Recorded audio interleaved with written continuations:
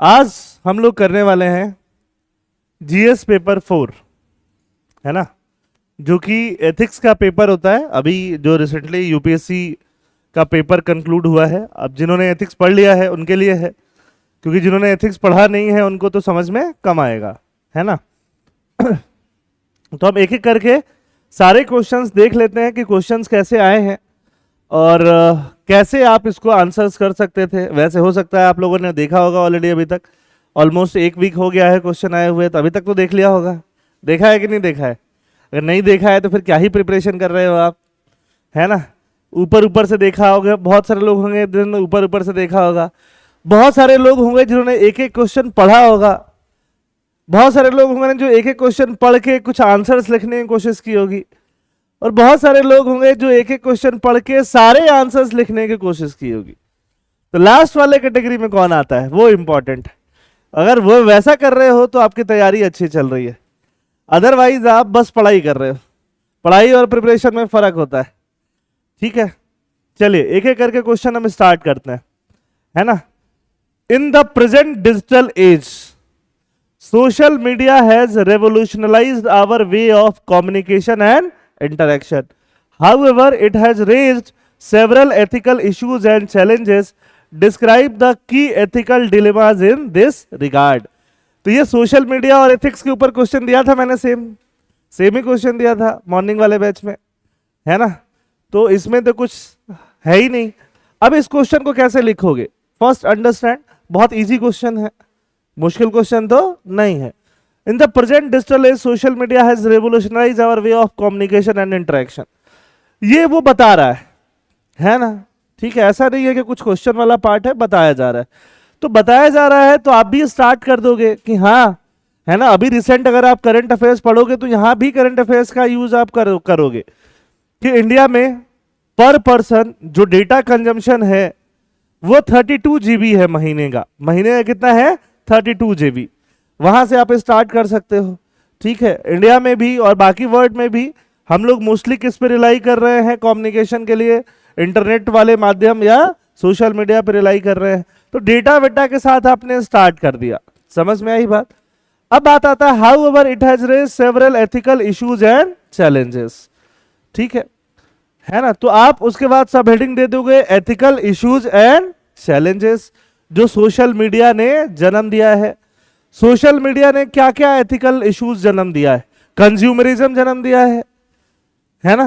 Consumerism हो गया, over use हो गया, है ना, न्यूडिटी हो गया। समझ में आई बात? समझ में आई बात, है ना। आपका प्रॉफिटियरिंग हो गया, है ना, इगोइज्म हो गया, प्राइवेसी इशू हो गया। समझ में आई बात? ये सारा इशू आप वहां पे मेंशन कर सकते थे, ठीक है। बहुत सारे इशू हैं, और भी इशू लिख सकते थे। Describe the key ethical dilemma. अब एथिकल डिलेमा के बारे में बताना है। अब एथिकल डिलेमा सोशल मीडिया के इंटरेक्शंस में क्या है? सोशल मीडिया एक तरह से इनेबलर भी है, सबको इनेबल भी कर रहा है, सबको एक प्लेटफॉर्म पे भी लेके आ रहा है, सबको एम्पावर भी कर रहा है। समझ में आई बात? बट साथ साथ में ये कुछ लोगों को विक्टिमाइज भी कर रहा है ना। तो एम्पावरमेंट एंड विक्टिमाइजेशन दोनों कर रहा है। समझ में आई बात? एक तरह से ये ग्रेट लेबलर भी है और एक तरह से खुद ही डिजिटल डिवाइड भी क्रिएट हो रहा है। ग्रेट लेबलर मतलब सब किसी को इक्वल अपॉर्चुनिटी देने वाला, है ना। अभी आजकल तो कोई भी आके इन्फ्लुएंसर बन जा रहा है कि नहीं बन जा रहा है ना। और झोपड़े से महल में पहुंच जा रहा है कि नहीं पहुंच जा रहा है। तो ग्रेट इक्वलाइजर भी है, लेबलर भी है, but at the same time क्या है? डिजिटल डिवाइड भी क्रिएट हो रही है जो बहुत सारे लोग जिनको पता नहीं है। तो ऐसे ऐसे करके आपकी एथिकल डिलेमास इसमें लिख सकते थे, है ना। ठीक तरह एक तरह वेस्टर्न इन्फ्लुएंस को भी लेके आ रहा है, वेस्टर्न वर्ल्ड के जो वैल्यूज हैं उनको भी लेके आ रहा है। एट द सेम टाइम वहां भी अच्छे वैल्यूज हैं, ऐसा नहीं है कि सिर्फ खराब वैल्यूज ही हैं वहां पे, है ना। वहां पे अगर कोई पर्सनल ग्रोथ पे काम कर रहा है या पर्सनल ग्रोथ का वैल्यू है तो खराब कहां से है? समझ में आई बात? But at the same time हमारी जो ट्रेडिशनल वैल्यूज हैं वो लॉस्ट हो रही हैं, ठीक है ना। एक तरह से ग्लोबलाइजेशन कर रहा है बट लोकलाइजेशन भी बढ़ा रहा है कि अब आप बिहू एंजॉय करने में ज्यादा प्राइड महसूस करते हो। पहले आप बिहू एंजॉय कर लेते थे, आप मस्त एंजॉय करके डांस वांस करके डालते हो कि देखो ये रहा बिहू। समझ में आई बात? वैसे अलग अलग कल्चर के लोग, बिहार के लोग छठ वैसे मना के एंजॉय करते हैं, है ना, यूएस में लोग दिवाली मना के एंजॉय कर रहे हैं, इंडियन लोग, या होली मना के एंजॉय कर रहे हैं। तो ये सारा चीज आप इसमें डाल सकते हो। ठीक बात है, क्वेश्चन नंबर 1 ऐसे आप आंसर कर सकते हो, है ना।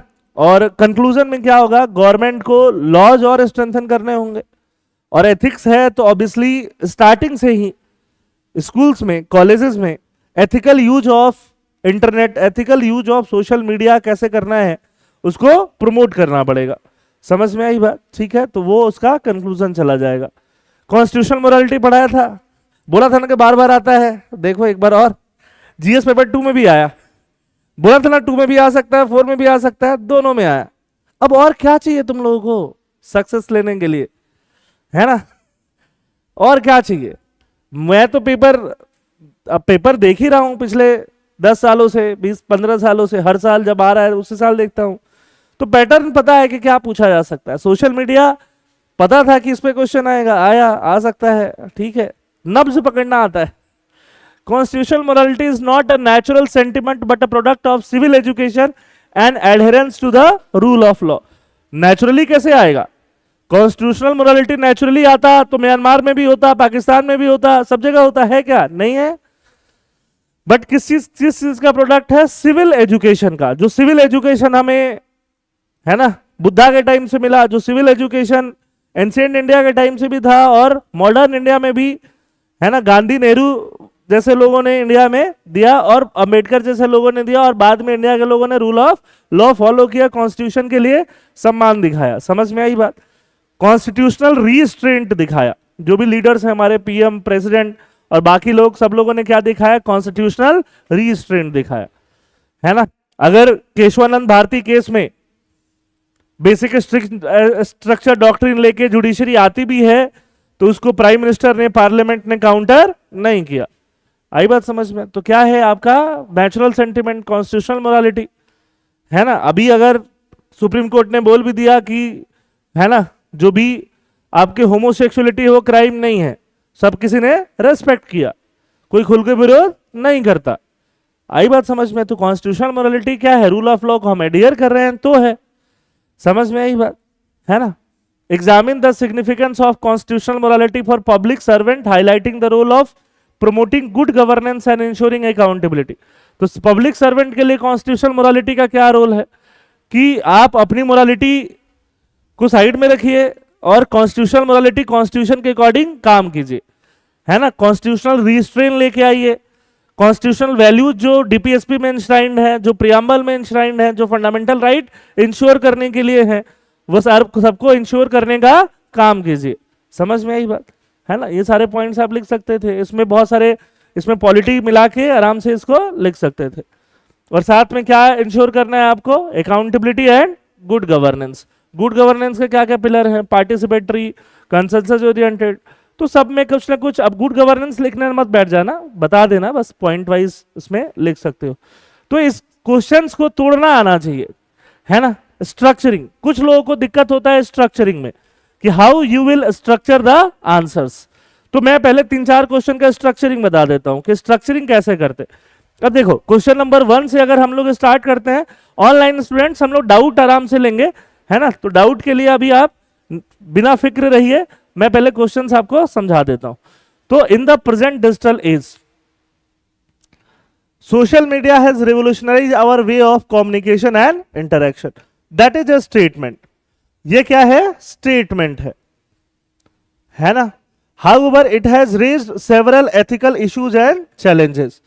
ये भी स्टेटमेंट ही है, वो बोल रहा है कि इसने रेज किया है सेवरल एथिकल इश्यूज को एंड चैलेंजेस को। क्वेश्चन यहां है, describe the key ethical dilemmas in this regard, और ये 10 मार्क्स का है।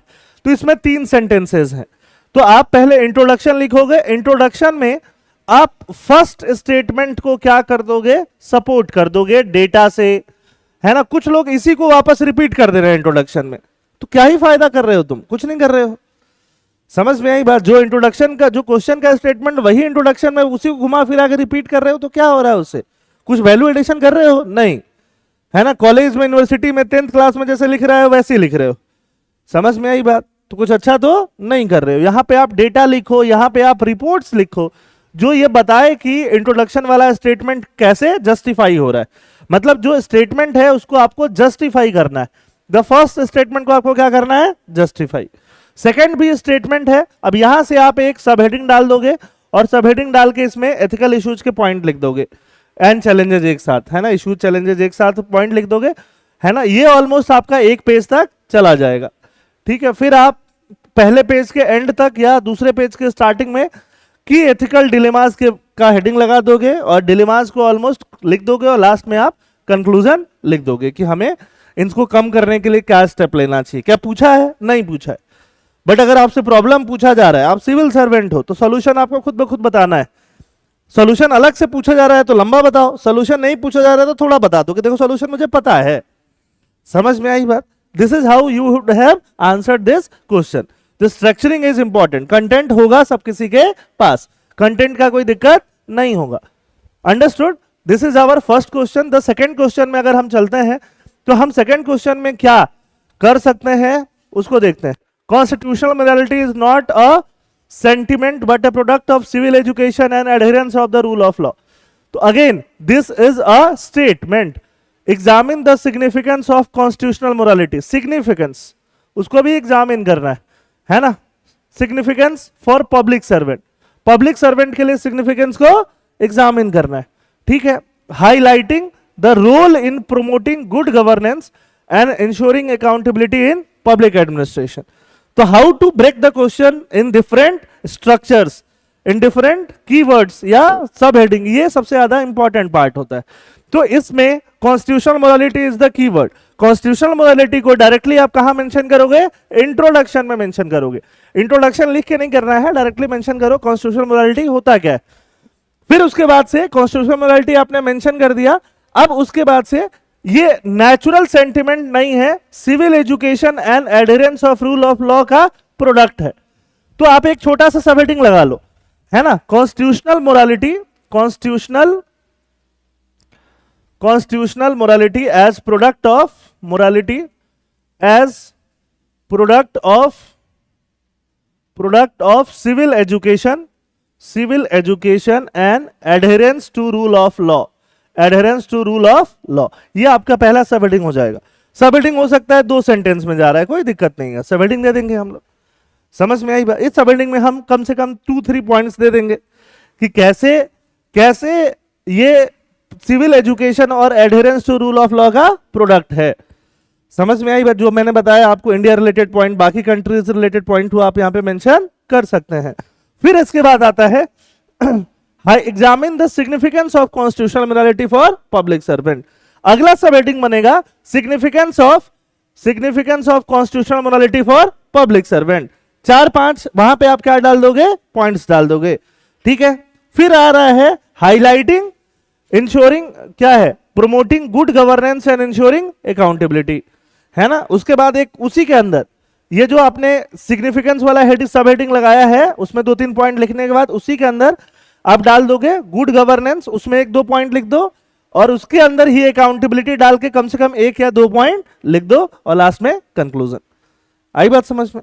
तो इस तरह से आपके सारे कीवर्ड जो हैं वो आंसर हो रहे हैं, है ना। सारे कीवर्ड्स को आंसर करना होता है कि आपने कॉन्स्टिट्यूशन मोरालिटी के बारे में हर कोई लिख के आएगा, बट क्वेश्चन क्या है वो समझो। क्वेश्चन की डिमांड क्या है, क्वेश्चन की डिमांड सारे कीवर्ड्स हैं हमेशा, तो वो हमेशा वैसे करना पड़ेगा आपको। समझ में आई बात? तो जाके आपका आंसर कंप्लीट होगा। This is how you will write your answers. Answer लिखने का कोई और तरीका नहीं है। अदरवाइज अगर आपने कोई पार्ट छोड़ दिया, अगर आपने गुड गवर्नेंस को, अकाउंटेबिलिटी को हाईलाइट नहीं किया तो मार्क्स कम मिलेगा। अगर आपने यहाँ पे पहले वाले लाइन पे नहीं गए कि हाँ ये तो ऐसे ही लिखा हुआ है civil education adherence to rule of law, उसको आपने जस्टिफाई नहीं किया 2-3 पॉइंट्स डाल के, अलग से सब हेडिंग डाल के। समझ में आई बात? कुछ लोग इंट्रोडक्शन लिखे जा रहे हैं 1 पेज तक लिखे ही जा रहे हैं, है ना। वो बीच में ब्रेक नहीं कर रहे हैं, ब्रेक नहीं कर रहे तो आपको पता ही नहीं क्या लिख रहे हो आप, बस लिखे जा रहे हो। Structuring is important. Carl von Clausewitz once said, किसी ने भी बोला, हमें क्या, war is a diplomacy by other means. War जो है क्या है, डिप्लोमेसी है अदर मीन्स से। Critically analyse the above statement. इस स्टेटमेंट को क्या करना है, क्रिटिकली एनालाइज करना है, एनालाइज नहीं, critical analyse in the present context of temporary geopolitical conflict. समझ में आई बात? अब देखो कुछ लोगों को स्ट्रक्चरिंग का मतलब ये लगता है कि जैसे जैसे लिखा हुआ है वैसे वैसे लिखोगे। समझ में आई बात? है ना? तो अब प्रेजेंट कंटेक्स्ट को ही पहले लिखोगे ना। तो आप स्टार्टिंग में लिख सकते हो, स्टार्टिंग में बता सकते हो कि कंटेम्प्रेरी जियोपॉलिटिक्स कैसे जा रहा है। समझ में आई बात? आप यहां पे स्टेटमेंट है war is a diplomacy by other means, ठीक है। डिप्लोमेसी का मतलब बता सकते हो, किसका मतलब? डिप्लोमेसी। ये इंटरनेशनल रिलेशन एंड एथिक्स है। समझ में आई बात? डिप्लोमेसी का मतलब बता दो, डिप्लोमेसी बाई अदर मीन्स, है ना। तो डिप्लोमेसी क्या है? एक तरह से आप नेगोशिएट कर रहे हो, बातचीत कर रहे हो, है ना, अलग अलग तरह से डील कर रहे हो फॉर योर नेशनल इंटरेस्ट। तो वॉर भी क्या है? नेशनल इंटरेस्ट के लिए लड़ी गई लड़ाई है या डिप्लोमेसी है। समझ में आई बात? है ना। उसको आप इंट्रोडक्शन में मेंशन कर दो। कर दिया आपने इंट्रोडक्शन में मेंशन, है ना। ऐसे लिख सकते हो, according to the above mentioned line, है ना, war is also a diplomacy, है ना। Diplomacy is done to achieve the national interest. समझ में आई बात? By way of communication, by way of trade. समझ में आई बात? By way of other means, and war is direct fight. समझ में आई बात? ऐसे करके आप इंट्रोडक्शन लिख दिया आपने, और इंट्रोडक्शन के बाद आप क्या लिखोगे? इंट्रोडक्शन के बाद आपका आ रहा प्रेजेंट कंटेक्स्ट। प्रेजेंट कंटेक्स्ट का एक छोटा सा हेडिंग दे दो, है ना। गिव अ छोटा सा heading of present context of contemporary geopolitics. ये आपका इंट्रोडक्शन के बाद बनेगा। इसमें आप बता दो रशिया यूक्रेन वॉर हो रहा है, ठीक है। इंडिया पाकिस्तान ऑपरेशन सिंदूर लिख दो, ठीक है। थर्ड पॉइंट लिख दो इसमें हमास और इजराइल वगैरह लिख दो। 3-4 हो गया, हो गया प्रेजेंट कॉन्ट्रैक्ट डन। अब आपका जो मेन क्वेश्चन है इसी को और ज्यादा क्या करना है? लिखना है। तो इसके बाद से आप सब हेडिंग दे दो, war is diplomacy by other means, और उसको पॉइंट बाय पॉइंट लिखते जाओ, है ना। और उसको या तो पॉइंट बाय पॉइंट नहीं लिख पाओ तो उसको पैराग्राफ बाय पैराग्राफ लिखते जा सकते हो, है ना। एग्जाम्पल के साथ लिखते जा सकते हो। उसमें ऑपरेशन सिंदूर दे सकते हो कि हम लोगों को ऑपरेशन सिंदूर क्यों करना पड़ा, बार बार टेररिज्म कर रहे हो। तो एक तरह से हमारा भी वो डिप्लोमेसी, हम तुमको बता रहे हैं कि देखो भाई उपाय अब हमारे पास कोई और बचा नहीं है ना। यही तरीका बचा। डिप्लोमेसी क्या है? तरीका है। समझ में आई बात? समझाने का तरीका है डिप्लोमेसी, अपना नेशनल इंटरेस्ट को फुलफिल करने का तरीका है, वो मेंशन करो। रशिया यूक्रेन वॉर क्यों हुआ? क्योंकि रशिया यूक्रेन नाटो ज्वाइन करने वाला था, यूक्रेन नहीं मान रहा था, तो रशिया को वॉर करना पड़ा। समझ में आई बात? यूएस और नाटो एग्रेसिव हो रहे थे, उनको समझाने का तरीका था, है ना। हमास अपने लिए लड़ रहा है, अपने इंडिपेंडेंस के लिए लड़ रहा है, इजराइल अपने इंडिपेंडेंस के लिए लड़ रहा है, ईरान के ऊपर बम क्यों गिराए गए। तो ऐसे एग्जाम्पल बाई एग्जाम्पल भी आप पैराग्राफ बाई पैराग्राफ फॉर्मेट में लिख सकते हो। समझ में आई बात? ठीक है। This is how you could have written the answer. Last में कंक्लूजन लिख दो कि वॉर सॉल्यूशन तो नहीं है, वॉर के बाद बैठ के बातचीत ही करना होता है। War should only be done as a last resort, है ना, व्हेन अदर मीन्स हैव क्या कोलैप्स्ड, जब सारे मीन्स क्या हो गए हैं? कोलैप्स हो गए हैं। ठीक है। जस्ट लाइक महाभारत लगा तो जस्टिफाई करने के लिए, क्योंकि बहुत आइडियलिस्ट बैठा होगा तो बोला होगा, बोलेगा नहीं वॉर करना ही क्यों है, जस्ट लाइक महाभारत लगा दो। सामने वाला जब एकदम क्रूरी हो कि बात माने ही नहीं तो करना ही पड़ेगा, फिर उपाय नहीं है। चलिए आगे। Keeping the national security in mind, examine the ethical dilemmas related to controversy over environmental clearance of development project in ecological sensitive border areas in the country, है ना। हम लोगों का बॉर्डर विलेज डेवलप करने के लिए 2.0 स्कीम आया था कि नहीं आया था? प्रीलिम्स के पहले मैंने पढ़ाया था कि इंपॉर्टेंट हो सकता है, मेंस में आया। ठीक है। तो वो सबसे यहाँ पे मेंशन कर सकते हो। अब नेशनल सिक्योरिटी को माइंड रखना है, एथिकल डिलेमास को एग्जामिन करना है, controversy over environmental clearance of development project in ecologically sensitive border areas in the country, है ना। अब आपको ये क्वेश्चन इंटरनल सिक्योरिटी में आता तो आप ज्यादा अच्छे से लिख पाते, बट यहाँ आपको एथिकल एंगल, एनवायरमेंटल एंगल, वहां पे रहने वाले सोशल एंगल, और नेशनल सिक्योरिटी भी एक एथिकल एंगल है। समझ में आई बात? अगर वहां से कोई आके टेरिटरी एक्वायर कर लेता है आपका, समझ में आई बात, लोगों को फिर बाद में मारता है या जो भी करता है, तो वो भी फायदे वाला एंगल तो नहीं है। इसमें भी आप क्या करते, क्या सब हेडिंग बनाते, क्या स्ट्रक्चरिंग बनाते। अब इसमें भी आप सीधे सीधे मेंशन कर सकते थे कि नेशनल सिक्योरिटी क्या है, वही मेंशन कर दो, है ना। नेशनल सिक्योरिटी क्या है, एथिकल डिलेमास क्या होता है, ये भी मेंशन कर सकते हो। अब इसके बाद लिख सकते हो controversy over environmental clearance of developmental projects. ठीक है, उसमें कंट्रोवर्सीज बता दो, है ना, कि क्या क्या कंट्रोवर्सीज होते हैं। कंट्रोवर्सीज किसके रिलेटेड होते हैं? डैम से रिलेटेड होते हैं। कंट्रोवर्सीज किससे रिलेटेड होते हैं? कंट्रोवर्सीज रोड रिलेटेड होते हैं, हाईवेज रिलेटेड होते हैं, ब्रिजेस रिलेटेड होते हैं, है ना, रेलवेज रिलेटेड होते हैं। ठीक है, जैसे चार धाम यात्रा एक यात्रा है, बॉर्डर पे बॉर्डर विलेज प्रोग्राम वगैरह का एग्जाम्पल यहाँ पे मेंशन कर सकते हो, जस्ट टू सब्सटैंटिएट योर आंसर, है ना। लास्ट में आप क्या लिखोगे? नेशनल सिक्योरिटी को माइंड में करते हुए क्या एथिकल डिलेमाज है, एथिकल डिलेमाज उसके बाद लिखो, है ना। एथिकल डिलेमाज क्या है आपके पास? सिक्योरिटी भी देनी है बट इन्वायरमेंट को भी प्रोटेक्ट करना है ना। सिक्योरिटी भी देनी है, वहां के लोगों को भी सोशल रूप से, सोशियो इकोनॉमिक रूप से प्रोटेक्ट करना है। समझ में आई बात? किसी और कंट्री से लड़ना भी नहीं है, सोशियो इकोनॉमिक अपना मेंटल प्रोटेक्शन भी, टेरिटोरियल इंटीग्रिटी का प्रोटेक्शन भी करना है। पंचशील का भी एग्जांपल दे सकते हो। किसका एग्जांपल? पंचशील का। तो ऐसे करते हुए आंसर को कंप्लीट कर लो, है ना। अब देखो, ये सबसे इजी क्वेश्चन होते हैं। बहुत सारे लोगों के ऐसे क्वेश्चन में दिक्कत होता है ना। Given below are 3 quotations of great thinkers, हमेशा आता है यूपीएससी में, एपीएससी में भी आपको मिलेगा। What do each of this quotation convey to you in the present context, है ना। 3 कोटेशन है, प्रेजेंट कंटेक्स्ट में क्या कह रहा है। कई बार ये नहीं मिलेगा आपको कि प्रेजेंट कंटेक्स्ट में क्या कह रहा है, सीधे मिल जाएगा कि बता दो क्या मतलब है उसका। तो अब कुछ लोग बोल रहे हैं सर थिरुवल्लुवर का नाम हमें पहली बार सुनाई दिया, तो क्या फर्क पड़ता है, इनको हटा दो ना, इसके जगह पे प्रशांत मिश्रा लिख दो। आप बताओ, those who in troubled untroubled are will trouble itself. अगर हिंदी इंग्लिश नहीं समझ में आ रहा, हिंदी पढ़ो। जो लोग मुसीबत में भी शांत रहते हैं, मुसीबत ही स्वयं परेशान होगी, खत्म बात, है ना। आपदा में अवसर, यही वाले लोग हैं, आपदा में अवसर वाले लोग हैं। अब ऐसे क्वेश्चंस को लिखने के लिए स्ट्रक्चरिंग की जरूरत नहीं होती, बट यहां पे प्रेजेंट कंटेक्स्ट लिखा है तो आप इंट्रोडक्शन लिखो, कुछ बॉडी पार्ट लिखो, सेकंड पेज में जाके प्रेजेंट कंटेक्स्ट में 3-4 पॉइंट लिख दो, या प्रेजेंट कंटेक्स्ट लिख के पॉइंट नहीं लिख पा रहे हो तो meaning in the present context लिख के और फिर उसके अंदर एग्जांपल्स डालो। समझ में आई बात? तो भी आपका काम हो जाएगा। सबसे इजी क्वेश्चन ही यही होता है, जो मुसीबत में भी शांत रहते हैं। बताओ, इसमें पहले इसका मतलब बता दो, है ना। तो जब भी ऐसे कोटेशन वाले क्वेश्चन है, इंट्रोडक्शन में आप उसका मतलब बताओ। इंट्रोडक्शन में 2 काम कर सकते हो, सबसे अच्छा काम करोगे उसका मतलब बता दो। मतलब क्या है? The above quote signifies the importance of courage, patience, emotional intelligence. समझ में आई बात? ठीक है, कामनेस, है ना, at the time of adversities. हो गया, खत्म, बता दिया आपने। इंट्रोडक्शन पढ़ने वाले को समझ आ गया कि इसका मीनिंग तुमको समझ आ गया है। ठीक है, उसके बाद ही तुम लिख सकते हो इन द प्रेजेंट कंटेक्स्ट, उसके बाद लगाते जाओ, है ना।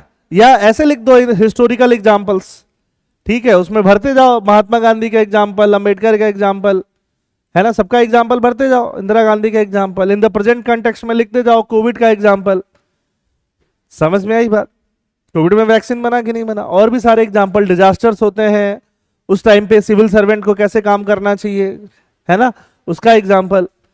ठीक बात है, हिस्ट्री वाले एग्जांपल लिखो, प्रेजेंट कंटेक्स्ट वाले एग्जांपल लिखो, खत्म हो गया। समझ में आ गई बात? खत्म। हाँ, क्यों नहीं जस्टिफाई होगा? हर प्रॉब्लम आपके लिए कुछ नया अपॉर्चुनिटी लेके आता है ना, आपका वीकनेस लेके आता है। प्रॉब्लम्स क्या लेके आते हैं? आपका वीकनेस। आप उस वीकनेस को समझ पाते हो प्रॉब्लम्स के टाइम पे, एंड देन उसको क्या कर पाओगे? दूर कर पाओगे। कोविड के टाइम पे हमारा वीकनेस क्या दिखाई दिया? कोविड के टाइम पे हमारा वीकनेस दिखाई दिया कि हमारा जो ओवरऑल एडमिनिस्ट्रेशन है, मेडिकल इमरजेंसी रिस्पांस टीम है, शायद उतना रेडी नहीं है। हम इतने 1 करोड़ तो ज्यादा कम बोल रहा हूँ, 150 करोड़ लोगों को शायद मास लेवल पे वैक्सीनेशन देना, उनको सिक्योर करना, हॉस्पिटल बेड रखना, ये शायद हमारे पास नहीं है। समझ में आई बात? टेक्नोलॉजी का यूज करना, कॉन्ट्रैक्ट ट्रेसिंग के लिए आरोग्य सेतु वगैरह ऐप आया कि नहीं आया, है ना, प्रिवेंशन के लिए, कंटेनमेंट के लिए। समझ में? ये सारा चीज कैसे हुआ? आपदा में अवसर की वजह से हुआ। वर्क फ्रॉम होम कैसे हुआ? आपदा में अवसर की वजह से हुआ। आई बात समझ में? है ना। उसके पहले लोगों को ऑफिस जाना जरूरी ही लगता था, क्या कर रहे हैं? वहां जाके कोड कर रहे हैं। घर बैठ के क्या करोगे? कोड करोगे, तो घर बैठ के कोड करो। समझ में आई बात? बहुत सारे काम घर बैठ के ही होगा, उसके बाद ही ऑनलाइन शुरू हुआ, तुम लोग देख पा रहे हो।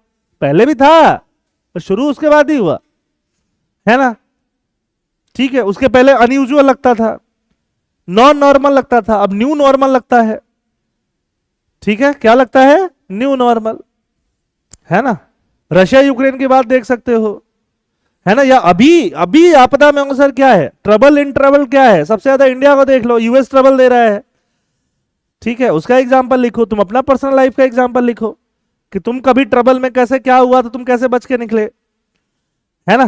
तो ये सब सारा चीज बताओ, हो जाएगा तुम्हारा आंसर, है ना? मैं तो पढ़ने भी नहीं गया। दूसरा, greatest discovery of my generation is that a human being can alter his life by altering his अब ये एटीट्यूड पे क्वेश्चन है, डायरेक्टली इजी क्वेश्चन है, ये तो कोटेशन वाइज क्वेश्चन भी नहीं हुआ, है ना? एटीट्यूड के ऊपर हो गया डायरेक्ट।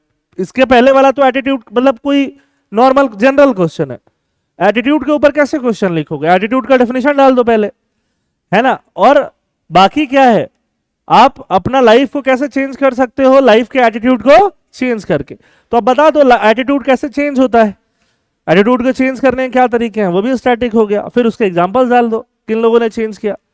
एटीट्यूड चेंज करने वाले लोग कौन कौन से हैं बताओ, जिन्होंने अपना एटीट्यूड चेंज किया है? ठीक है, विराट कोहली के एग्जांपल दे दो, पकौड़े खाते रहते थे, बाद में फिटनेस फ्रीक हो गए। समझ में आई बात? और बहुत सारे लोग हैं, स्पोर्ट्स में एग्जांपल दे दिया, सोसाइटल एग्जांपल दे दिया, है ना? गांधी जी को ट्रेन से निकाल दिया गया था, वो एग्जांपल दे दो, बहुत सारे एग्जांपल दे सकते हो। ठीक है ना? उसके अलावा लोगों ने अपने नाइटहुड रिटर्न कर दिया था अंग्रेजों के टाइम पे, वो सारा एग्जांपल दे सकते हो। वो भी एटीट्यूड है ना, कि अंग्रेजों के लिए एटीट्यूड चेंज हो रहा है। ठीक है, कालिदास, हाँ कालिदास का एग्जांपल दे सकते हो। ठीक है, हिस्ट्री एक ऐसा सब्जेक्ट है जो मैं कम पढ़ रहा हूँ क्योंकि राज सर बहुत पढ़ रहे हैं। ठीक है, बाकी सब्जेक्ट मैं पढ़ते रहता हूँ। ठीक है, मतलब तुम लोगों के लिए ऑब्वियसली मुझे हिस्ट्री छूने की जरूरत नहीं पड़ती। The strength of a society is not in its laws but in the, Ashoka का एग्जांपल दे सकते हो, हिस्ट्री बोले तो वापस याद आया। ठीक है, strength of society is not in its laws but in the morality of its people. Laws में कुछ नहीं रखा, कहां रखा है? मोरालिटी में रखा है ना? सिविक सेंस होना चाहिए। वही लॉज तो है ना पाकिस्तान में, अफगानिस्तान में भी होगा। ठीक है, लॉज हर जगह है, म्यांमार में भी है ना? तो लॉज है बट लॉ फॉलो करना इंपॉर्टेंट है। समझ में आई बात? तो मेन इंपॉर्टेंट चीज क्या है? मोरालिटी ऑफ इट्स पीपल, है ना? ठीक है, फॉर एग्जाम्पल यहाँ पे कुछ भी, रेप वेप का एग्जाम्पल दे सकते हो। लोग बोलते हैं कि पूरे कपड़े पहनो, है ना? जबकि यूएस में और बाकी यूरोपियन कंट्रीज में कम कपड़े पहनने पे भी रेप्स और इंसिडेंट्स क्या है? कम है। तो मेन चीज क्या है आपका? मोरालिटी क्या कहता है। समझ में आई बात? है ना? बहुत सारे एग्जाम्पल इसमें, करप्शन के एग्जाम्पल डाल सकते, करप्शन के लिए लॉ नहीं है क्या, है ना? करप्शन के एग्जाम्पल डाल सकते हो, क्राइम्स के एग्जाम्पल डाल सकते हो। ठीक है, सारे एग्जाम्पल डालो। ऐसे क्वेश्चंस का, इसमें तो एटीट्यूड आ गया है तो इसमें इंट्रोडक्शन एटीट्यूड पे ही होगा। बाकी ऐसे क्वेश्चन का, ऐसे कोटेशन वाले क्वेश्चन में जो कोटेशन का मतलब है वो आप इंट्रोडक्शन में समझा दो। उसके बाद आप एग्जाम्पल के सहित, एक एक एग्जाम्पल के साथ पैराग्राफ बदल बदल के लिखते जाओ। यही 3 क्वेश्चन ऐसे हैं जिसमें सब हेडिंग वगैरह देने की खास जरूरत नहीं होती, बट यहां प्रेजेंट कंटेक्स्ट लिखा है तो एक सब हेडिंग दे सकते हो, या नहीं भी दे के प्रेजेंट कंटेक्स्ट के एग्जाम्पल डाल दोगे तो तुम्हारा काम हो जाएगा। समझ में आई बात? ये 3 क्वेश्चन ऐसे होते हैं। चलिए वापस आते हैं। फॉर एनी काइंड, अब देखो तुम सिलेबस देखोगे तो सिलेबस देखोगे क्वेश्चन भी सिलेबस के हिसाब से ही रहता है। शुरू में एथिक्स मोरालिटी रहेगा, एटीट्यूड रहेगा, फिर मोरल थिंकर्स रहेंगे, फिर गवर्नेंस आ जाएगा, है ना? गवर्नेंस, वर्क कल्चर, ये सारी चीजें आते जाएंगी। एनी काइंड ऑफ सोशल री engineering by successfully implementing, social री इंजीनियरिंग है। सोशल री इंजीनियरिंग, सोसाइटी को ऊपर नीचे करके सोसाइटी को वेलफेयर देना। तो सोशल री इंजीनियरिंग के तहत ही रिजर्वेशन दिया गया, उसी में रिजर्वेशन के अंदर रिजर्वेशन देना क्या है? सोशल री इंजीनियरिंग है। सब क्लासिफिकेशन ऑफ शेड्यूल कास्ट क्या है? सोशल री इंजीनियरिंग है। गवर्नेंस, करंट अफेयर्स, पॉलिटी मिलाओ इसमें। Welfare scheme, a civil servant must use reason and critical thinking in an ethical framework, justify this statement with suitable examples. ठीक है, as के हिसाब से री इंजीनियर करना, है ना? अर्बन और सोशल क्या बोलते हैं, रूरल के हिसाब से री इंजीनियर करना, समझ में आई बात? जेंडर के हिसाब से रिक्लासीफाई करना, ठीक बात है। पढ़ाई के हिसाब से रिक्लासीफाई करना, है ना। डिजिटली कोई डिजिटली प्रो मतलब बहुत ज्यादा प्रो है और कोई प्रो नहीं है, उस हिसाब से क्लासीफाई करना। हर तरीके से हम री इंजीनियर करके लोगों को क्या दिला सकते हैं? वेलफेयर दिला सकते हैं, वेलफेयर स्कीम का फायदा दिला सकते हैं। समझ में आई बात? एग्जाम्पल में, हाँ क्रीमिलेयर, हाँ SC ST creamy layer, OBC creamy layer, ये सब डाल सकते हो, वही सब चीजें हैं, वो सब तो डालना ही डालना है आपको यहाँ पे, ठीक है। अब इसका मतलब ये नहीं है सीधे सीधे लिख दो कि क्रीमिलेयर को रिजर्वेशन नहीं मिलना चाहिए, ऐसे नहीं लिखना है ना। कि क्रीमिलेयर और उसमें भी जो शेड्यूल कास्ट और शेड्यूल ट्राइब है, उसमें भी जो लोग, जो कम्युनिटी जिनको रिजर्वेशन का ज्यादा फायदा नहीं मिला है, उनको ज्यादा बेनिफिट दिया जा सकता है। समझ में आई बात? है ना, ऐसे ऐसे लिख सकते हो आप, ठीक है। महावीर की मुख्य शिक्षा है, मैंने बताया था बुद्धा पढ़ा दिया, महावीर तुम Jainism, Raj sir. What are the major teaching of Mahavir, explain their relevance in contemporary world. ये तो हिस्ट्री के क्वेश्चन है, काहे का एथिक्स हुआ, ठीक है। इतना जैनिज्म पढ़ाते हैं, कहीं तो आए नहीं। One who is devoted to one's duty attains highest perfection in life.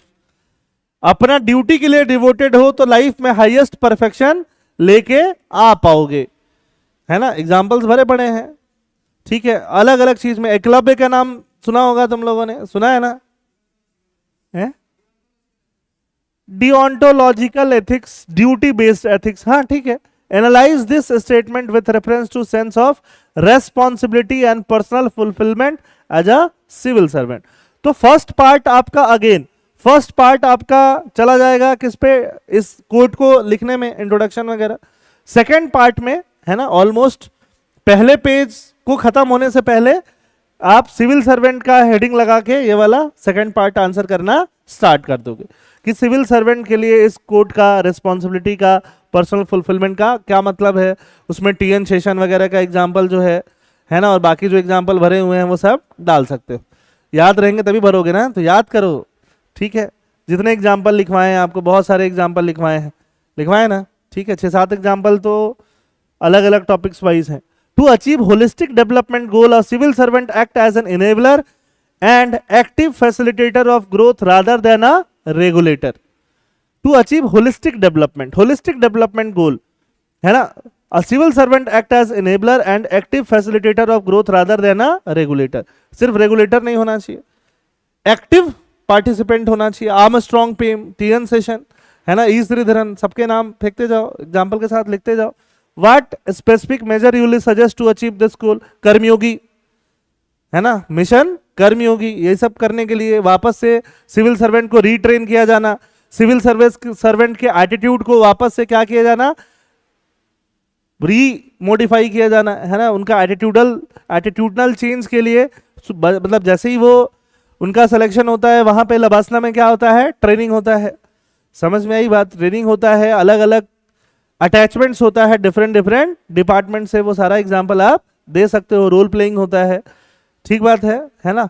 Performance का इवेल्युएशन भी होता है, कोड ऑफ कंडक्ट भी होते हैं, वो सारा चीज हेल्प करेगा उनको ग्रो करने के लिए। परफॉर्मेंस बेस्ड अप्रेजल, अप्रेजल मतलब क्या है, उनका ग्रोथ कैसा होना चाहिए, परफॉर्मेंस लिंक होना चाहिए, है ना। जो लोग अच्छा परफॉर्म नहीं करना पा रहे हैं, उन लोगों को क्या होना चाहिए, रिटायरमेंट हो जाना चाहिए, प्री रिटायरमेंट।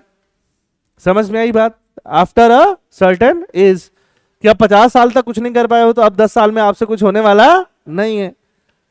समझ में आई बात? ठीक है, वैसा time. It is set for an ethical work culture, their work culture में है ना, there must be a code of ethics in place in every organisation. Code of ethics मतलब क्या क्या करना है, वो सब फॉलो करोगे तो वर्क कल्चर अच्छा हो जाएगा, बात खत्म। तो इंट्रोडक्शन में आप वर्क कल्चर के बारे में लिख दो क्या है। To ensure value based and compliance based work culture, what suitable measures you do adopt.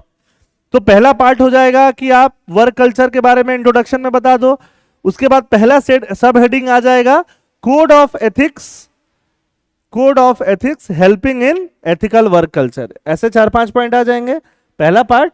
दूसरा पार्ट आ जाएगा for value based and compliance with work culture measures, suitable measures. तो ये दूसरा पार्ट आ जाएगा, इसमें 4-5 पॉइंट आ जाएंगे। समझ में आई बात? आंसर खत्म हो जाएगा, ठीक है, ठीक है। लास्ट में उसमें कंक्लूजन, उसमें एग्जाम्पल वगैरह दे देना, इंडियन आर्मी अच्छे वाले का देना, पुलिस का एग्जाम्पल खराब वाले में मत दे देना, ठीक है, टाटा वाटा के एग्जाम्पल दे देना, चलेगा। India is an emerging economic power of the world as it has recently secured the status of fourth largest economy of the world as per IMF projection. 2022 का क्वेश्चन देखोगे आई गेस, 22 में सारे question इतने बड़े बड़े है ना, अभी मैं दिखाता हूं इसको कंप्लीट करने के बाद, ठीक है। However, it has been observed that in some sector allocated fund remain either underutilized or misutilized. या तो underutilized है या तो misutilized है. What specific measure would you recommend for ensuring accountability in this regard to stop leakage and gaining the status of third largest economy in the near future? तो पहले मैं उसने बोल ही दिया कि इंडिया फोर्थ लार्जेस्ट इकोनॉमी बन गया है।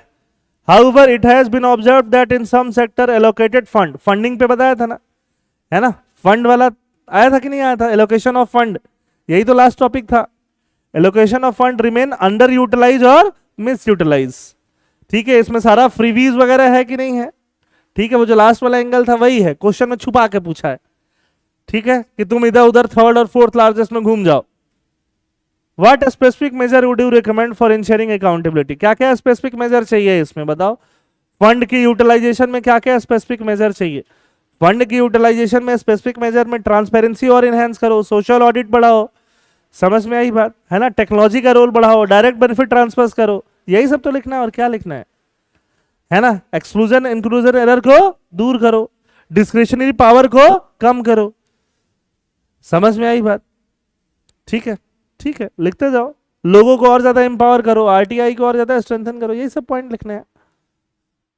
अब इसमें स्ट्रक्चरिंग क्या होगा, इसमें स्ट्रक्चरिंग यही होगा, यहां पे मेन चीज क्या है, एलोकेटेड फंड, समझ में आई बात है ना, तो फंड से भी आप स्टार्ट कर सकते हो क्वेश्चन, या सीधे सीधे आप बोल सकते हो, सीधे सीधे अब इसने बोल दिया कि फोर्थ लार्जेस्ट, तुम भी क्वेश्चन आंसर में लिखो फोर्थ लार्जेस्ट, कोई मतलब नहीं है, लिख दो recently India's economy has become 4.19 trillion dollar, याद होना चाहिए, मुझे थोड़ी एग्जाम देना है, समझ में आई बात, तो तुम फोर्थ में भी कितना है टोटल वो बता रहे हो, तो थोड़ा सा एडिशन कर रहे हो तो इंट्रोडक्शन चल जाएगा।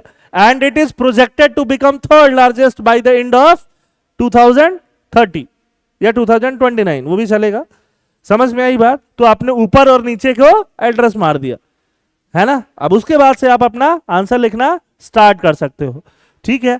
अब उसके बाद से फर्स्ट हेडिंग डाल दो, ठीक है ना, underutilise and misutilise funds, ठीक है ना, या problems related to underutilisation and misutilisation of fund, उसके अंदर पॉइंट्स लिख दो, कैसे अंडर यूटिलाइज है या मिस यूटिलाइज है, समझ में आई बात, ठीक है, वो लिख दिया। फिर उसके बाद what measures that should be taken, ठीक है, वो पॉइंट आ गया। लास्ट में क्या लिखोगे, लीकेज, लास्ट में आप थर्ड उस पे पहुंच रहे हो, थर्ड लार्जेस्ट इकोनॉमी पे पहुंच रहे हो, कंक्लूजन में वो आ जाएगा, खत्म हो जाएगा, हो गया, पार्ट 1 खत्म हो गया है ना। अब तुम 2022 का देखोगे तो सारे क्वेश्चन इतने बड़े बड़े दिखेंगे, आपको भी दिखाऊंगा बाद में, बस दिखाने के लिए दिखाऊंगा। अब देखो खंड बी, सेक्शन बी क्या है, Vijay was deputy commissioner of remote district in northern state of the country, northern state, north east नहीं बोला है, नदर्न बोला है, उत्तरांचल, उत्तराखंड और वो सब हो गया आपका, क्या नाम है उसका, हिमाचल, है ना। In the must of August heavy rain lash the complete state followed by cloud burst हो रहा है, हेवी रेन आ रहा है, होता ही रहता है, अभी इस साल भी हो रहा था, ठीक है। The damage was very heavy, बहुत हेवी डैमेज है, टेलीकम्युनिकेशन वगैरह सब डिस्टर्ब हो चुका है, बिल्डिंग डैमेज हो चुके हैं, बहुत सारे घर डिस्ट्रॉय हो चुके हैं, 200 लोग मर चुके हैं, 5000 बैडली इंजर्ड है, साथ साथ विजय रेस्क्यू एंड रिलीफ ऑपरेशन कर रहे हैं, टेम्पोररी शेल्टर कैंप्स वगैरह लगा हुआ है, ठीक है, जिसमें होमलेस वगैरह को देखा जा रहा है, helicopter service were pressed it, helicopter service भी बुलाया गया, याद आ रहा है, ठीक है, for evacuating sick and older people from remote areas. Vijay got a message from his home town in Kerala that his mother was sick, कहानी यहां से शुरू हुआ, डिलेमा, उसके पहले तो डिलेमा था ही नहीं, काम करना है, बचाना है, ठीक बात है, डिलेमा तो अब शुरू हुआ ना। After 2 days Vijay received unfortunate message that his mother has expired, और डिलेमा बढ़ा दिया इसने थोड़ा सा। Vijay has no close relative, और बढ़ा दिया dilemma, except one elder sister, चलो सिस्टर तो है, who was US citizen, dilemma बढ़ा दिया, and staying there for last several year, dilemma बढ़ गया. In the meantime the situation in the affected district deteriorated further, और dilemma बढ़ा दिया due to resumption of heavy rains after a gap of 5 days. अब बताओ, dilemma ही dilemma है. At the same time continuous message were coming on the mobile from his home town, switch off कर दो, नहीं, to reach at the earliest पर performing last rite of his mother. ठीक है, तो आपको यहां पे इमोशनल इंटेलिजेंस का जरूरत है कि नहीं है? आप सीधे सीधे इंट्रोडक्शन में क्या मेंशन करोगे? द एबव केस रिफ्लेक्ट्स, है ना, ठीक है. प्रोफेशनल ऑब्लिगेशंस, समझ में आई बात? प्रोफेशनल ऑब्लिगेशन, प्रोफेशनल ऑब्लिगेशन है सब किसी को देखना, है कि नहीं है? है ना, ठीक बात है ना. एथिकल एंड मोरल ड्यूटीज, है ना. एट द सेम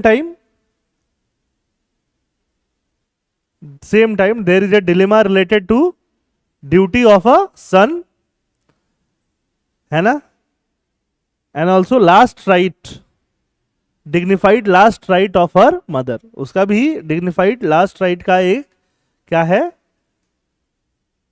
एक राइट है. समझ में आई बात? तो ये आप इंट्रोडक्शन में मेंशन कर दो. समझ में आई बात? What are the option available? अब ऑप्शन अवेलेबल में लोग पता है क्या कर रहे हैं? सबसे ज्यादा लोग गलती यही कर रहे हैं, सबसे ज्यादा एकदम गलती पे गलती कर रहे हैं. ऑप्शंस अवेलेबल में लोग कर रहे हैं कि मैं जूनियर को फोन करूंगा, मैं सीनियर को फोन करूंगा, फिर मैं घर चला जाऊं. ये ऑप्शन नहीं है, ये स्टेप्स बता रहे हो. समझ में आई बात? ऑप्शन ये है कि मैं यहीं देखता रहूंगा, उधर छोड़ दूंगा. ऑप्शन ये है कि मैं वहां चला जाऊंगा, इधर छोड़ दूंगा फिलहाल, मतलब जो भी है. ऑप्शन ये है कि मैं दीदी को बुला लूंगा, मैं इधर रहूंगा. ये सब ऑप्शन है. ऑप्शन ये नहीं होता. ऑप्शन है कि दाल खाओगे चावल खाओगे, नहीं मैं दोनों खा लूंगा थोड़ा थोड़ा. ये थोड़ी ऑप्शन है कि पहले, नहीं ये फिर भी ऑप्शन है लेकिन पहले दाल खाऊंगा फिर चावल खाऊंगा फिर सब. ये तो तुम स्टेप बता रहे हो, ऑप्शन नहीं बता रहे. तो ऑप्शन मतलब क्या? अब सही में विजय के पास क्या ऑप्शन है? एक तो वहीं रुको भाई, हेवी रेन वापस स्टार्ट हो गया है, दिस इज वन ऑप्शन, है ना. और घर बिल्कुल ही मत जाओ, घर से कोई मतलब नहीं है. पड़ोसियों को बोल दो लास्ट राइट कर देने के लिए, ठीक है. एक ऑप्शन हो गया, है ना. दूसरा ऑप्शन, लेकिन कोई क्लोज रिलेटिव तो है नहीं, ठीक बात है, वहां के एनजीओ को बोल दो लास्ट राइट कर देने के लिए, जो भी है. एक ऑप्शन ये हो गया. दूसरा ऑप्शन हो गया कि दीदी को बोलो ही कि तुमको ही आना पड़ेगा, मुझे मतलब नहीं है, तुम देखो अपना भाई, ठीक है ना. तुम यहीं पे देख रहे हो वापस. दूसरा ऑप्शन, बाकी दीदी समझे कैसे कराना है, क्या काम कराना है ना. तीसरा ऑप्शन कि तुम वहां चले गए कि ये सब जाए, मुझे मतलब नहीं है, माँ को देखना पहले जरूरी है, मतलब ठीक है अब तो डेथ हो गया, जो भी है जैसा भी है, लास्ट राइट करवाना है उसका जरूरी है. तीसरा ऑप्शन तुम ये देख रहे हो, है ना. ये सारे ऑप्शन तुम देख रहे हो, ठीक है. और क्या ऑप्शन हो सकता है? चौथा ऑप्शन तुम ये देख रहे हो कि तुमने वहां से डेड बॉडी मंगा लिया, है ना, यहां पे रहना भी जरूरी है और डेड बॉडी यहां मंगा के उसको दाह संस्कार करना भी जरूरी है. डिलेमा और ज्यादा होता जब मम्मी की आखिरी इच्छा होती कि उसको वहीं जलाया जाए. वो डिलेमा छोड़ दिया तुम्हारे लिए, तो तुम बॉडी को मंगा सकते हो. आई बात समझ में? ठीक है, डिलेमा वो छूटा हुआ है, तो ये ऑप्शन है. What are the ethical dilemmas being faced? लिखो. Critically evaluate and examine each of the option identified. जो ऑप्शन है उसका evaluation, merit demerit, merit demerit, merit demerit, ठीक है. Which of the option do you think would be the most appropriate for Vijay, है ना. उसमें appropriate क्या होगा? बॉडी यहां मंगा लो. अगर वापस से बारिश नहीं शुरू हुआ तो तुम एक दिन के लिए जाके आ सकते थे, बट वापस से बारिश शुरू हो गया है तो यहां मंगा लो. That would be most appropriate, ठीक है. वो देख लो, 4 पेज होता है, भरो, है ना. अब जैसे यहाँ ऑप्शंस अवेलेबल कम से कम 3 तो होने चाहिए तुम्हारे पास, 4 हैं तो भी ठीक है. Ethical dilemmas being faced by Vijay, 4 होने चाहिए, कम से कम 3 तो होना ही चाहिए. क्रिटिकली इवेलुएट, अब क्रिटिकली इवेलुएट में हर ऑप्शन में एक मेरिट एक डिमेरिट तो दोगे ही दोगे. 2-2 हुए तो अच्छा है, 3-3 है तो और भी अच्छा. 3-3 का टाइम नहीं मिलेगा, 2-2 है तो अच्छा है. Which option do you think would be the most appropriate, ठीक है. तो उसमें तुमको ये नहीं लिख देना है कि I will take this option, बस उसको जस्टिफाई भी करो थोड़ा सा, है ना, क्योंकि उसमें मेरिट्स ज्यादा है, डिमेरिट्स कम है, that's why you are taking that option. In the line with the directive principle of state policy enshrined in the Indian Constitution, government has a constitutional obligation to ensure basic needs, roti, kapda, makan for the underprivileged. Pursuing this mandate, the district administration proposed clearing a portion of forest land to develop housing for the homeless and economically weaker section of the society. The proposed land, however, is an ecologically sensitive zone, densely populated with age-old trees, medical plant, and vital biodiversity. Besides this, forest help to regulate microclimate and rainfall. सब कुछ दे रहा है, कुछ छोड़ता नहीं कि तुम अपने से अज्यूम करो कि फॉरेस्ट क्या कर रहा है. नहीं, फॉरेस्ट क्या कर रहा है? फॉरेस्ट बायोडाइवर्सिटी के लिए भी वाइटल है, एज ओल्ड ट्रीज भी हैं वहां पे, मेडिसिनल प्लांट भी हैं, सब है, सब दे देगा वो, कुछ छोड़ेगा नहीं. Providing habitat for wild life, support soil fertility and prevent land soil, सब दे देगा खुद से. ये अंडरस्टूड है ना, बट दे देगा. यूपीएससी ये हमेशा देगा, ठीक है. And sustain livelihood of tribal and nomadic communicate, उतना ही देना काफी था, बट सब देगा. In spite of the ecological and social costs, the administration argue in favor of the said proposal by highlighting that this very initiative address fundamental human rights as a critical welfare priority. It fulfills the government duty to uplift and empower the poor through inclusive housing. Further, these forest areas have become unsafe due to wild animal threat and recurring human wildlife conflict. Lastly, अब human wildlife conflict हो क्यों रहा है? उनका habitat छोटा होता जा रहा है, और छोटा कर रहे हो तुम, ठीक है. Clearing forest then may help to curb anti social element illegally using these areas as hideouts. Anti social element है ना, आपका टेरर ग्रुप्स भी हो सकते हैं, समझ में आई बात, कुछ भी हो सकता है. Thereby enhancing law and order. Can deforestation be ethically justified in the pursuit of social welfare objective like housing for the homeless? बताओ, अब हाउसिंग फॉर द होमलेस भी जरूरी है, फॉरेस्ट को बचाना भी जरूरी है. Of what are the socio-economic, administration and ethical challenges? Socio-economic challenge का अलग हेडिंग बनाओगे, एडमिनिस्ट्रेटिव का अलग बनाओगे, एथिकल का अलग बनाओगे. सस्टेनेबल ऑल्टरनेटिव और policy intervention can be propose to ensure both environmental integrity and human dignity are protected. ये लास्ट में करोगे, ठीक है. पहले में क्या आंसर दोगे बताओ? पहले में डिफॉरेस्टेशन भी ethically justified in the pursuit of social welfare objective like housing for the homeless. बताओ, अरे हाउसिंग फॉर द होमलेस देना है, ये डीपीएसपी है. तो इन्वायरमेंट बचाना भी तो डीपीएसपी है, वो कौन सा एसपी है? वो भी तो डीपीएसपी है. समझ में आई बात है ना. एनिमल राइट्स को भी तो प्रोटेक्ट करना है, ठीक है. तो आप आंसर ये नहीं लिख सकते हो नो. आप can deforestation be ethically justified in the pursuit of social welfare objectives, तो आप वहां पे मेंशन करोगे. नहीं तो आप यहां पे जस्टिफिकेशन दोगे, है ना. जस्टिफिकेशन, अब आप यहां पे ऑब्वियसली ऑल्टरनेटिव देने वाले हो कि नहीं, तो इसका मतलब आप पेड़ नहीं काटने वाले हो. समझ में आई बात? कुछ और करने वाले हो तो मना करो फिर. समझ में आई बात है ना, कि नहीं ऐसा करना ठीक नहीं है, ठीक है. समझ में आई बात है ना. और लिख दो as in the above mentioned case it is the forest is home to for, है ना, क्रिटिकल बायोडाइवर्सिटी, मेडिसिनल प्लांट, ये वो है ना. एक तो है कि तुमने फॉरेस्ट लगाया नहीं है, वो एक तरह से तुम्हारे फॉरेस्ट्री वाला फॉरेस्ट है ना. तुमने प्लांटेशंस किया है कॉमर्शियल पर्पज से, वहां फिर भी तुम कर सकते हो. समझ में आई बात है ना, ठीक है. आप अल्टरनेट प्लेस देख सकते हैं, फॉरेस्ट ही क्यों जगह मिल रहा है आपको, अल्टरनेट प्लेस भी देखा जा सकता है. आई बात समझ में, है ना. इनफैक्ट जहां पे ये लोग रह रहे होंगे वो भी जंगल के बीच में, पेड़ को बीच में थोड़ी रह रहे होंगे तो वो भी तो जगह होगा, वहां पे भी बनाया जा सकता है. ये सब ऑल्टरनेट में डाल सकते हो. एक बार वापस से पढ़ लो.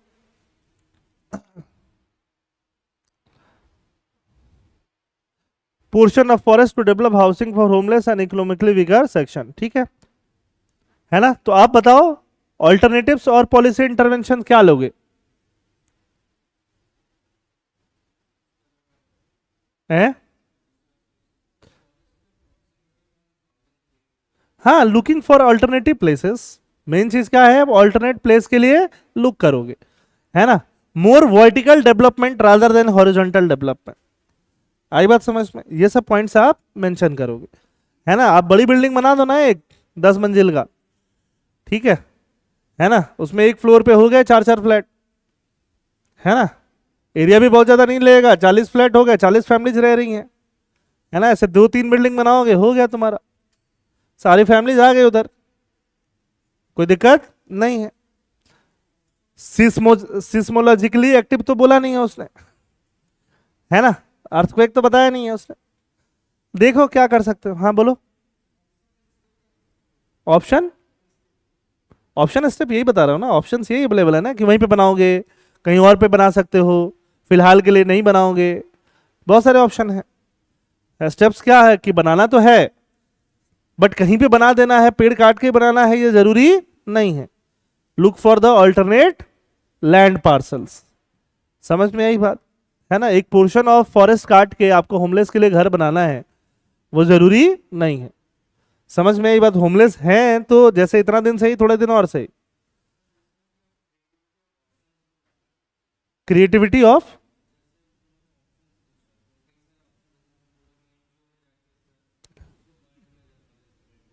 हाँ एग्जैक्टली सारे जितना तुम सोच पाते हो।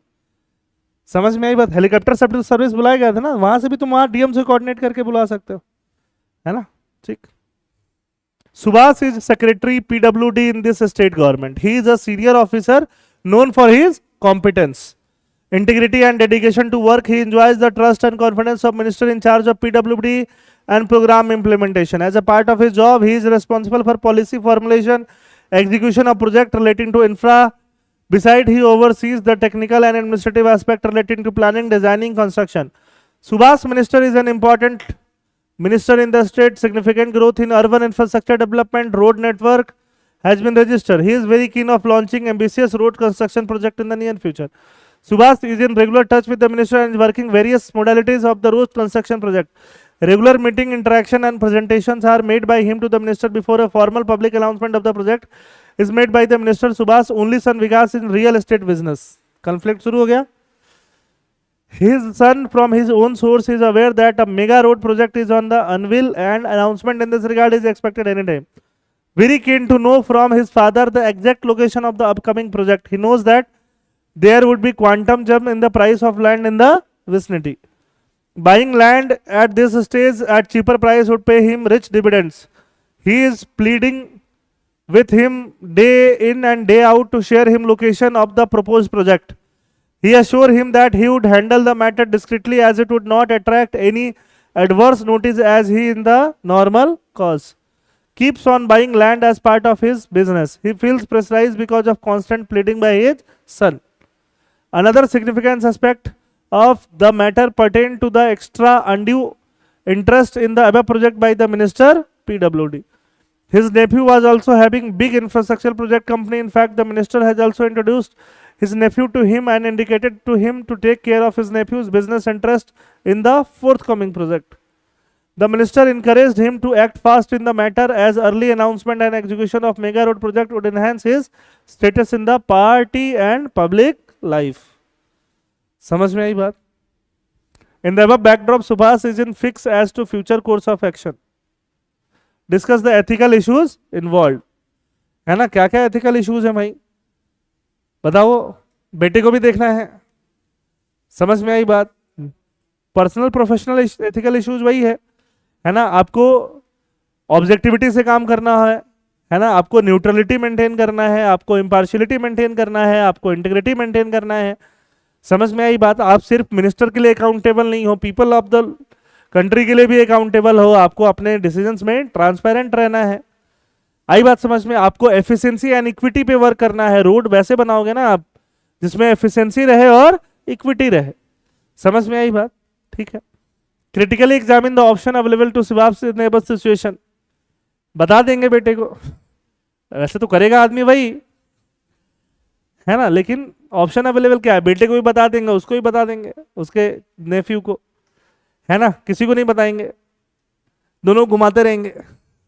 हाँ ठीक है, होगा होगा, मैं हूं ना। समझ में आई बात।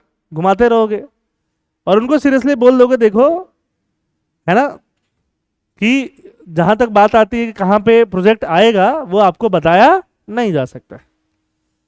समझ में आई बात, है ना, ठीक है, नहीं बताया जा सकता, बात खत्म हो गया।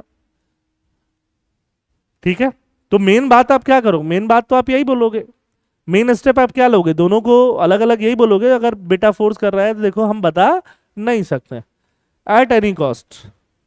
ठीक बात है, यही ऑप्शन है, which of the above option will be most appropriate, कौन सा ऑप्शन है और क्यों, है ना। तो ऑब्वियस बात है, रोड वोड निकालना है तो रोड वोड निकालने के लिए इन्वायरमेंटल इंपैक्ट असेसमेंट करना पड़ेगा, सोशल इंपैक्ट असेसमेंट करना पड़ेगा, सोसाइटी पे क्या इंपैक्ट पड़ेगा और इन्वायरमेंट पे क्या इंपैक्ट पड़ेगा, असेसमेंट करा के आप करा लो।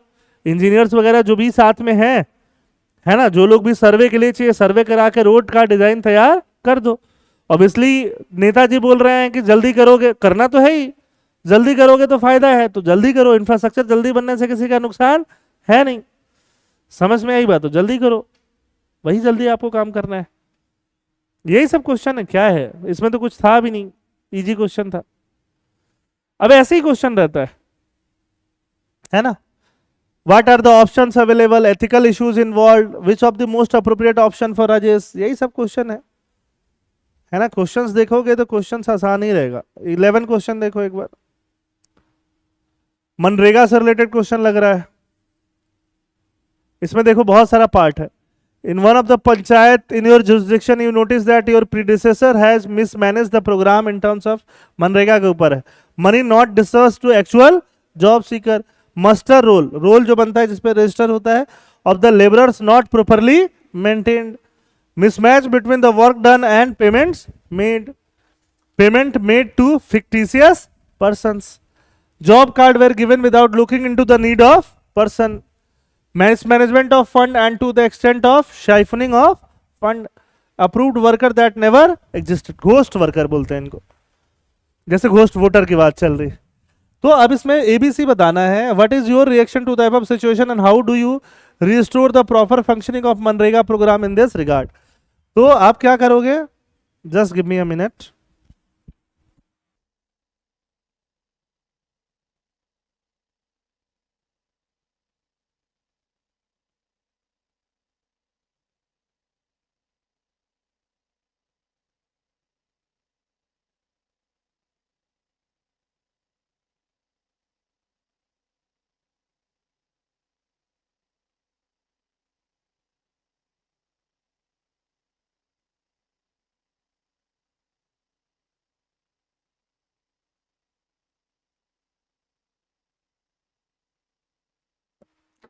Hello, yes. तो अब हम इस पे आते हैं, what action would you initiate to solve this various issue listed above. क्या एक्शन लोगे, इनिशिएट करोगे, बताओ, है ना। तो बहुत आसान है, what is your reaction to the above situation, क्या है ये। अब ऐसे तो बोल नहीं सकते ठीक है ना। आप क्या कराओगे, आप सारे उनको बुलाओगे, जो भी आपके प्रधान हैं पंचायत के, है ना, उनके साथ मीटिंग ऑर्गेनाइज करोगे, ठीक बात है, अपनी टीम को लगाओगे, है ना, कि मस्टर रोल्स को वेरीफाई किया जाए, जो घोस्ट बेनिफिशरीज हैं उनको इरेडिकेट किया जाए, लोगों के नीड को वापस से अलाइन किया जाए, नए लोगों को जो उनको जरूरत है वापस काट दिया जाए, यही सब करोगे। और जो पहले मिसमैनेजमेंट हुआ है, जिनके साइन से हुआ है, उनके खिलाफ कार्रवाई के स्टार्ट करोगे। समझ में आई, उनको छोड़ना भी थोड़ी है, उनको छोड़ दोगे तो भी इनकम्प्लीट है, आधा है, वो कहीं और जाएंगे, यही रायता फैलाएंगे। What action would you initiate to solve the various issue listed above. तो अगर आपने जस्ट वहां पे चीजें सही कर ली, तो एक तरह से आपने सिम्टम सही कर लिया, डिजीज को सही नहीं किया। डिजीज को सही कब होगा, जब ये चीज रिपोर्ट हो हायर अथॉरिटी तक। समझ में आई बात, ये प्रॉब्लम को रिपोर्ट किया जाए, है ना, जो इससे रिलेटेड लोग हैं उनको क्या किया जाए, सजा दिलवाया जाए, तो जाके काम होगा। How would you deal with the above situation, यही सब है। क्वेश्चन तो पढ़ने का भी जरूरत नहीं है लास्ट में, है ना, लास्ट में टाइम कम हो तो ऐसे ही पढ़ सकते हो। What are the options available with Ashok to cope up with the situation? What are the ethical and legal dilemmas which faced by the Ashok? Which of the option do you think would be more appropriate in the present situation? What are the extra precautionary measures to be taken by the border guarding force? Border guarding force in dealing with soldiers in uniform. तो ये soldier और uniform वाला कहानी है, ठीक है, military check post border से related है, तो ये सब क्वेश्चन आसान से हो जाएंगे, ठीक है। मॉडल आंसर चाहिए तो मैं मॉडल आंसर्स आपको दे दूंगा, ठीक है। पहले आप आंसर खुद से लिखो एक बार, है ना। क्वेश्चन क्या बहुत मुश्किल था, कुछ भी नहीं ना, जो पढ़ाया हुआ भाई है।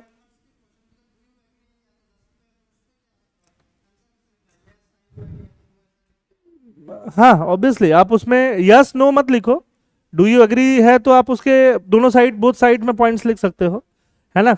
हो सकता है कि आपके एक साइड में पॉइंट ज्यादा हो, दूसरे साइड में पॉइंट कम हो, ठीक है ना। तो ऐसे लिख सकते हो कि यस यस नो, ऐसे लिखना इतना जरूरी नहीं है ना। जिस साइड पॉइंट हैवी होगा, तुम एग्री करने के 4 पॉइंट लिख दो, but there are certain challenges, challenges के भी 2 पॉइंट बता दो। तुम एग्री कर रहे हो बट कुछ चैलेंजेस है, उनको ओवरकम करना पड़ेगा। समझ में आई बात? ऐसे करके आप आंसर्स लिख सकते हो।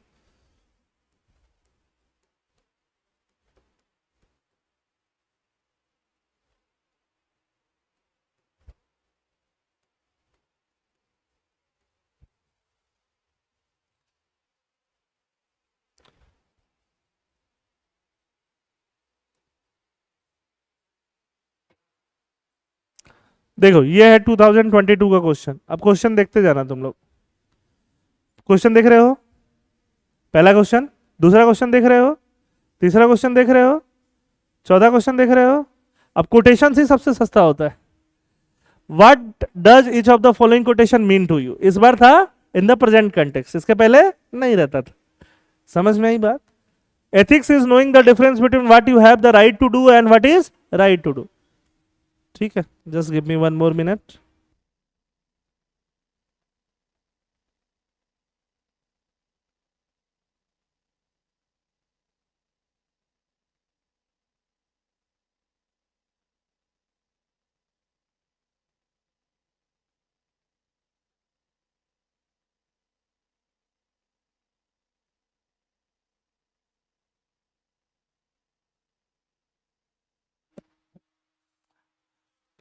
Ethics is knowing the difference between what you have the right to do and what is right to do. What you have the right to do, ये that is your authority। समझ में आई बात? That is your power। But क्या सही है करना, है ना, that is ethics which is good to all। समझ में आई बात? है ना, दो डिग्निफाइड हो, जस्टिस वाला हो। लिखते जाओ।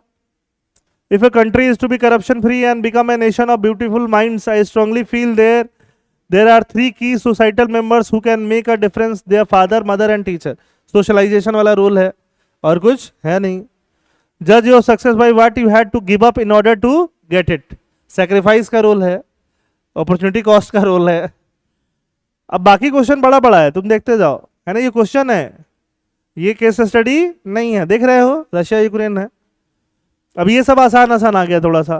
कॉन्स्टिट्यूशनल मोरालिटी नहीं छोड़ता ये। तुमको लगता है कि पेपर क्या है, पेपर फिक्स है, पेपर आउट हो चुका होता है। तुम अच्छे से प्रिपेयर कर लोगे तो सिलेक्शन फिक्स होता है, लेकिन तुम अच्छे से प्रिपेयर करते ही नहीं हो। कॉन्फ्लिक्ट ऑफ इंटरेस्ट क्या है? Probity in public life, challenges of digitalisation, devotion to duty. बहुत रद्दी पेपर होता है। यूनिवर्सिटी पेपर ही है, विसिल ब्लोअर वगैरह, क्या नहीं पता तुमको।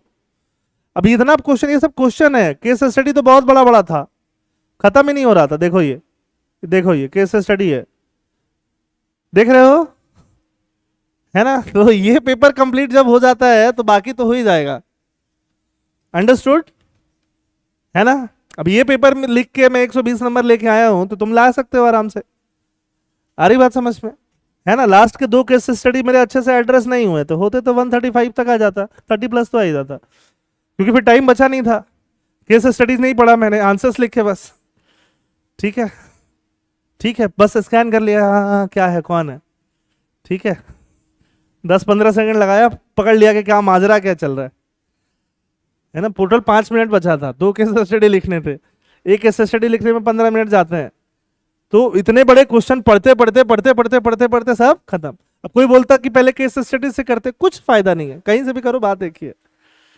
ठीक है, अब वैसा वही इंसान बोल सकता है वो ज्यादा मेंस नहीं दिया है, चौथा मेंस चल रहा था मेरा, है ना। तो कहीं से भी लिखता, बात बराबर है। ठीक है, तो बस यही है, ऐसे ही आपको आंसर्स लिखने हैं, है ना। आंसर्स लिखना स्टार्ट करिए। जैसे ऐसे का मॉडल आंसर मिल गया ना, ऐसे तुमने तो ट्राई किया नहीं, बस मॉडल आंसर लेके बैठ गए हो। ठीक है, एथिक्स का मॉडल आंसर बनाता हूँ, फिर आप लोगों को मिलेगा। ऑल गुड, डन, ठीक है। थैंक यू एवरीवन, आज के लिए इतना काफी है। रुक जाओ 2 मिनट, क्योंकि मैं ऑनलाइन सबका देख लूँ कमेंट वगैरह। How to manage time, answer के लिए वर्ड्स आ रहे हैं बट थोड़ा टाइमिंग लग रहा है। प्रैक्टिस जितना ज्यादा याद रहेगा रटा हुआ, जितना ज्यादा रटा हुआ रहेगा और जितना ज्यादा प्रैक्टिस रहेगा उतना जल्दी आंसर लिखोगे। टाइमिंग 3 चीज पे डिपेंड करता है। जो सबसे इंपॉर्टेंट चीज है वो कितना तुमको याद है, और दूसरा इंपॉर्टेंट चीज है वो कितना तुमको प्रैक्टिस है, और तीसरा तुम्हारा खुद का राइटिंग स्पीड। इस पर 20% डिपेंड करता है। 40% कितना तुमको याद है और कितना तुमको प्रैक्टिस है। कुछ लोग प्रैक्टिस बहुत कर लेते हैं बट याद नहीं कर पाते हैं, रिमेंबर नहीं कर पाते, उनका भी स्पीड खराब रहता है या जैसे तैसे आंसर पूरा करते हैं। रटो, रटना शुरू करो। टाइम मैनेज कैसे करना है ताकि टॉपर पेपर कंप्लीट हो सके। मैं टॉपर पढ़ रहा था यार, कोई बात नहीं, ऐसे ही करना है, याद ही रखना पड़ेगा। हिमाक्षी, चैतन्य, थैंक यू एवरीवन।